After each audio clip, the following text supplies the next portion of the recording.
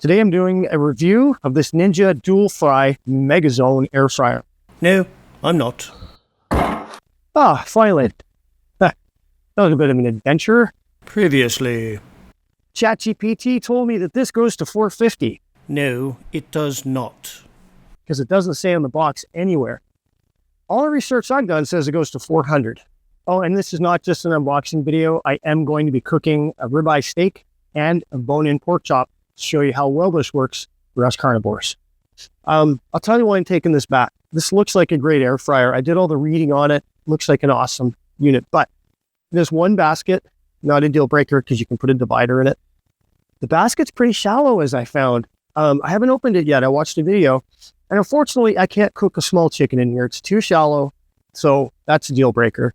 The other deal breaker is I don't think it goes to $450 unless they've changed it, because the most recent video I found on YouTube was filmed 2 years ago. Either way, this is a very long way of saying I'm going to go out right now. I'm going to take you with me, and I'm going to shop for probably a single basket. I'm going to have to pay more. That's the other reason I bought this, and I'm so disappointed. It's almost Black Friday. I got an early Black Friday deal on this. It was normally about $200 Canadian, and I got it for like $149 Canadian. So that alone was kind of why I jumped on buying it. It looks great. Ninja makes a great product, and I'm not saying this is not a good air fryer, but I don't think it's going to work for me. So let's go look for a new air fryer. Okay, so here's the Ninja that I bought, and it was a great price, which is why I bought it. Like, you cannot beat the price there, $149.99. Save $50. So, but I did have to return it because the basket's not deep enough. So I'm kind of looking at the Ninja Foodi, like there's a dual zone with two baskets. They're deeper. Looks like you can put a chicken in there. Only problem is the price. I don't want to pay that much. So I've decided I'm going to get a single basket because, as you can see, the double baskets are either too much money or they don't have the capacity that I want for a single basket. Like, for example, cooking like a medium-sized chicken, something like that. Okay, so we go down the aisle here, and there's lots of options. But the other one I was interested in was this is French, but I'll translate for you. This is the Ninja Air Fryer Pro 4-in-1. So the Pro 4-in-1 only goes up to 400 degrees. So as you can see here. But above that, for $219 Canadian, they've got the Ninja Air Fryer Pro XL. It's a 6-in-1 max crisp technology and goes up to 450 degrees. And it has a nice big basket, so we're going to check that out. I'm going to buy it, and we're going to finish the review. Well, a short time later. That was a bit of an adventure. So I'm home. I have my air fryer. So I did end up getting the Air Fryer Pro XL. So the Air Fryer Pro that they have another one, which I showed you at Canadian Tire, does not go to $450. Just make sure if you're shopping for this that you're going to get the Pro XL. And it's a 6-in-1. I'll show you what that means after. So let's open the box. Oh, and my allergies are still killing me, but I find a little coffee goes a long ways with allergies. I don't know if you find that. Could just be my imagination. But let's dip this open. Okay, so let's open this up here. That open there. I'm pretty excited about this. I've been using the same air fryer, again, for 3 years. It's been great. Only goes to 400, so I'm very excited. So in the box here, it's got Air Fry 101. Some instructions on here. Oops. Open it up. Extension cord here. Okay, so it does have the quick start guide here. We'll flip through that later. I'm not really a big manual guy unless it's complicated, but got a warranty here and different languages, important safety instructions, etc. And the air fryer's in here. I think I'm just going to tip the box over to get it out.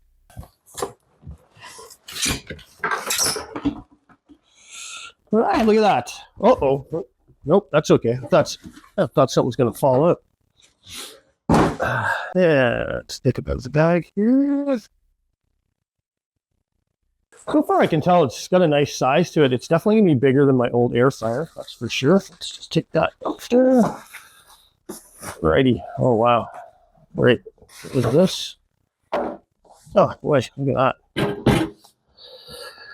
Yeah, that looks pretty cool. So we do have some safety tape on here.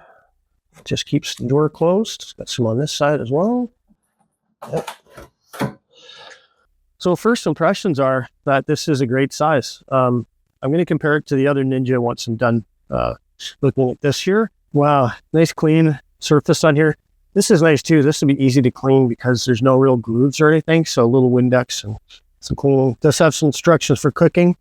All right, so it looks pretty good. I can pull the drawer open for the first time. Put some cardboard in there. I'll get that out. And you can see in here, you've got there you go, the tray inside. Silicone all the way around. I like the redesign on the silicone, to be honest. On the other Ninja that I'll show you, some of the silicone pieces have come off over time, but this is pretty good. I like this setup. It feels nice, pretty sturdy. Little tray. What they've done, instead of putting longer silicone on here to give it the gap, they've actually put some bumps down in here, and I think that's a clever upgrade by putting these bumps here, so you don't have to let the silicone keep it raised. It's actually the platform. So I think we'll have more longevity. So I'll just put that back in there. Perfect. And yeah, slides in and out. Nice. I like the large square design. The other one has a round design, but I like the square because a lot of things you're putting in like skewers or bacon, square is better, I think, than round, because round really limits the amount of, space all the way around. Put that back in here. So you do have temperature control, power, the play pause button, which I use all the time, your timer functions. So it's a 6-in-1. So you've got max crisp, which is going to be the 450 degrees. Air fry probably goes to 400. We'll try it out. Roast, bake, reheat, and dehydrate. Not all of these guys will have the dehydrate function, and I use it all the time. Trust me. It's great for making things like beef jerky, or sometimes I will find mushrooms. Even though carnivore, I will dehydrate mushrooms in here because mushrooms are not a vegetable or a plant. They are fungus, and sometimes I use them. So let's get this thing set up and try it out. Give a good little clean out. There we go. Give it a rinse. So far, it seems to fit in the sink nicely. It's definitely bigger than the other basket. No complaints here. So that cleans up pretty good. Very easy to clean. No weird nooks or crannies for grease to stick. I do find that as well. So with the grill in this case, it doesn't have as deep of nooks and crannies. I noticed the other one, you'd have to really get into these spots. But this one, again, it's just engineered a lot better than the old style. So I'm kind of excited to see how this cooks. There we go. Rinse it off. And we are ready to season this bad boy. All right, so this is clean. I'm about to season this, but I wanted to show you something I think is pretty cool. So right now, the grill is at the bottom, and it has enough room for me to, to make my beef tallow and put chicken in there, etc. But if I'm cooking a steak at mass crisp, I can take this out and I can plop this on the top here, and it sits on those two grooves that are up there, and now it's very shallow. It's going to be closer to the element, and that is going to be a great way to sear a steak. I can't wait to try that out. Pretty cool. So let's season this. To season it, I'm going to put this back down lower. That there. Okay. In case you're wondering why I've got this on my stove, it's just because I've got my kitchen hood up here. It's going to suck any of the gases. Typically when I'm cooking with my air fryer, I do put it up on my stove, and I suck up all the smoke that comes out of it just because it helps. But you don't have to do that. That's just what I like to do. So what I'm going to do is I'm going to set this for max crisp.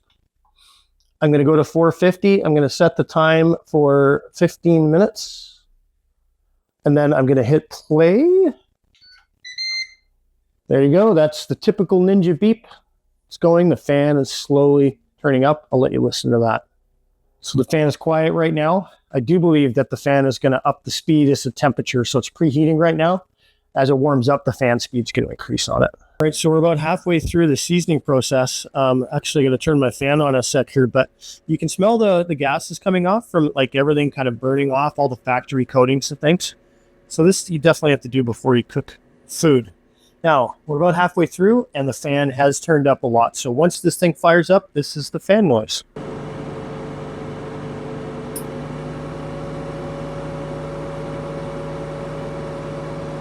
I can definitely smell those toxic whatever it is burning off. So good thing we're doing this first. I definitely would not want to cook my food the first time like this. Okay, so I've got this guy seasoning right now. After it's done, I'm going to clean it again and then we're ready to cook. In the meantime, I'll start getting my food ready. We're going to test out this beautiful bone-in pork chop from Lethbridge, Alberta. Good Alberta pork chop. And then what I've got here is a ribeye steak that we're going to cook. I'm going to let the ribeye season and get close to room temperature before I cook it. Just salt and pepper on the ribeye, and then I'm going to put seasoning salt on the pork chop. And since I'm a carnivore, these are the two things I'm going to test first in my air fryer. And I haven't had breakfast or lunch yet, so I'm pretty excited about it. So first things first, we'll do the steak. I have this great little container my wife got me that holds salt and pepper, which I find great for seasoning because I'm always seasoning steak this way. So I take some of my coarse grained salt, I sprinkle it over. I'll do this on the pork a little bit too, even though I do have seasoning salt, not much. This is sea salt, so it's pretty strong. On the steak, I'm going to go black pepper and salt. That's all I'm doing, okay? And then on the pork chop, I do have seasoning salt and I have liquid smoke. So I buy liquid smoke by the bottle, but what I've done, here's a nice little hack for you, is I put it in a spray bottle that I got at the dollar store, and then I mix almost half and half water, okay? So I pour the bottle in and then mix water in, because this is quite strong and it doesn't have to be that strong. And what I'm going to do is I'm going to give the little pork chop a little spray. Doesn't take much, a little dab will do ya. And in the air fryer, this makes it taste like it's been on the barbecue. Fantastic. Sometimes I do it with steak, but I'm going to see how it does without. I've got seasoned salt here, just a little bit. Okay, I'm carnivore, so I oversalt everything. We'll flip that over. Same thing with the steak. There's the pepper. Okay, we're going to let these sit. And when the air fryer is done, in about 13 minutes now, we're going to try out a steak first and then the pork chop and see how that goes. Just about ready to cook the steak here. This is still pretty hot, so I'm using tongs, but I wanted to show you that this is a different shape. So when you put it in sideways, it's going to sit on the higher level. And if you turn it the other way, it's going to sit on the lower level. I'll show you what I mean here. So this goes in like so. Oh, see if I can do this. Enough to thin level. There we go. Perfect. So that is how I'm going to cook my steak. So let's preheat it and get ready to cook. Okay, so max crisp, 450. We're only going to do it for about, I don't know. We'll see how long it takes. Let's preheat it. It's only going to go for 10 minutes, so we'll definitely have to up the time on that. Let's try that now. I'll set it for 20 minutes. Hit the play button. All right, there we go. We'll give that a couple minutes to heat up, and then we're going to cook the steak. So I think that should be preheated. Let's get the steak in here and see how it cooks. Wow, loving this already. Oh, that's the sizzle sound I'm looking for. I'm not sure. We'll probably give the steak 2 or 3 minutes on each side. I like my steaks medium rare, so we'll see how this goes. All right, that's been about 3 minutes, so I'm just gonna pull this out. Oh yeah, that's sizzling. Nice. Give a little flip. There we go. Okay, that's been about 3 minutes there, so let's pull this out, check it out. Oh yeah, that's looking really good. That's crisp on the outside. Let's double check the other side. Oh yeah, this is really close. That feels like it's pretty close to medium rare. I'll just give it another minute. Well, I think that's about enough. I'm just gonna turn this off now. It's about 11 minutes and 45 seconds remaining. So we did give it a warm up.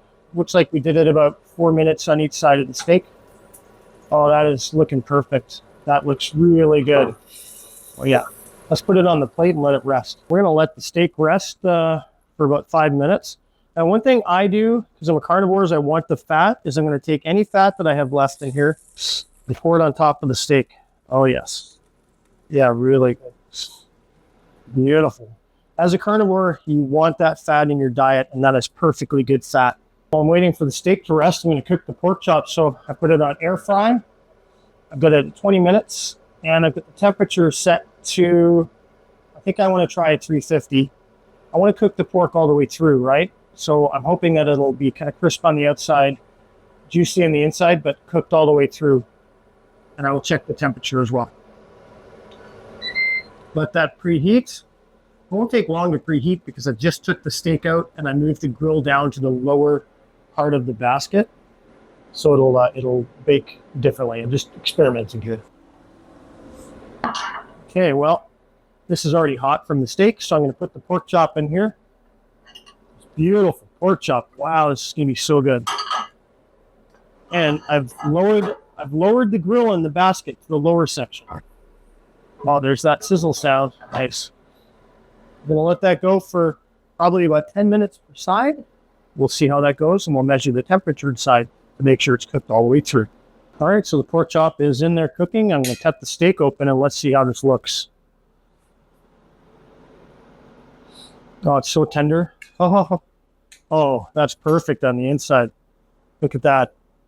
So nice and pink on the inside, seared on the outside. Time to try a bite. This is like so easy to cut. It's going to be so tender.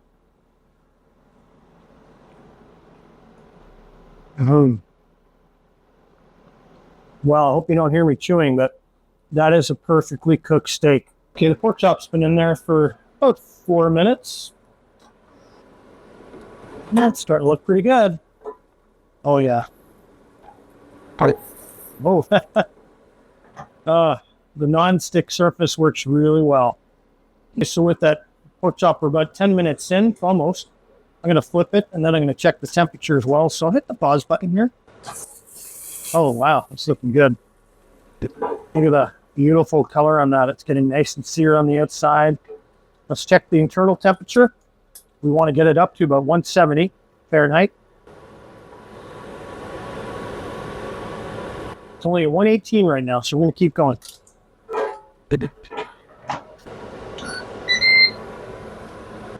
All right, so I do want to finish this in style, so now I'm going to go to max crisp. I've been cooking this pork chop for about 13 minutes, max crisp. Hit play. We'll do that for maybe another 5, maybe 10 minutes. We'll see. I'm hoping what that's going to do is sear the outside, lock the moisture in, get the temperature up to where I need it. We'll see what happens. I'm just going with my gut here. I don't need to keep this on here.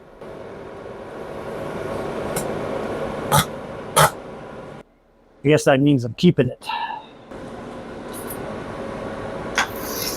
Oh boy, you can see that, I hope.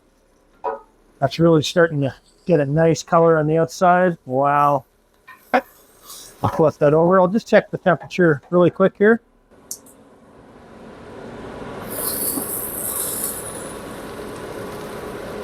We're at about 152 and we're almost at 160 right now. So just another minute. I'll probably let it get to about 165 and then let it rest because it's still going to be cooking while it's resting. So that's going to be fine. Even at 160, that's totally fine.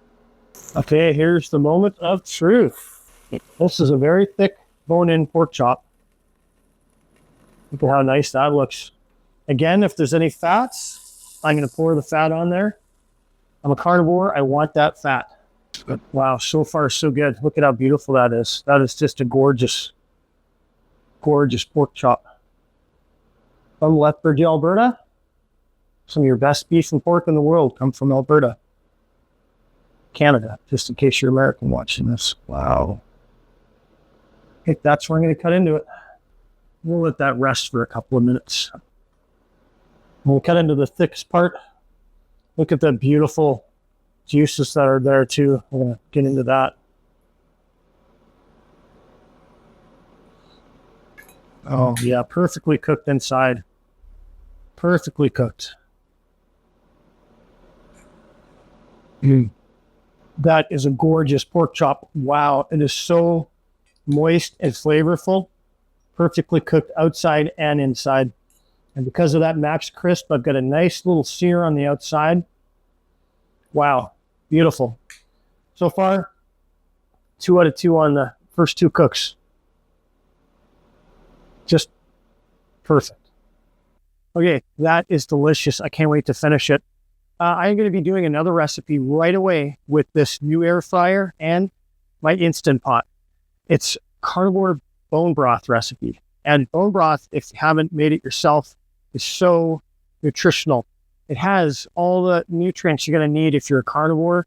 It has collagen, it has minerals, and it's so delicious. You can buy it, you can spend a lot of money on it, but why do that when you can make it for just pennies at home? So I'm going to start on that recipe right away. In the meantime, thanks for watching this video. I do enjoy making these videos. Reviews are new to me.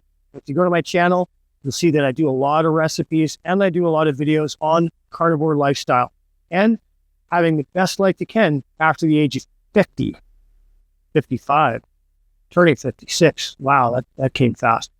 Anyways, if you're over 50 or if you're under 50 and you want to learn more about nutrition and a great carnivore lifestyle, watch this channel. All right, well, without any further ado, it's dinner time.